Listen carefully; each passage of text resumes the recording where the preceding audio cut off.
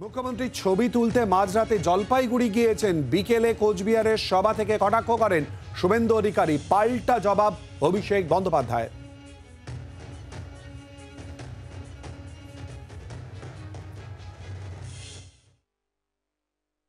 একজন কাল মাঝরাতে এসেছিলেন, ওনার চার্টার ফ্লাইট আছে, আমাদের কমার্শিয়াল ফ্লাইটে আসতে হয়। তো কাল রাত্রে উনি এসেছিলেন তু খিচ মেরি ফটো তোলার জন্য এসেছিলেন।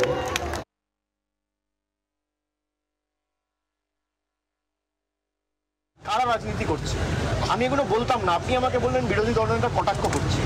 ওনার কটাক্ষ করার কি রাইট আছে?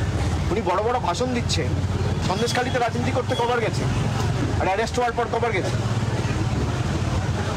আজকেও এসছেন পলিটিক্যাল মিটিং করতে, আমরা পারতাম না শিলিগুড়িতে এসেছি 4টি জনসভা করব?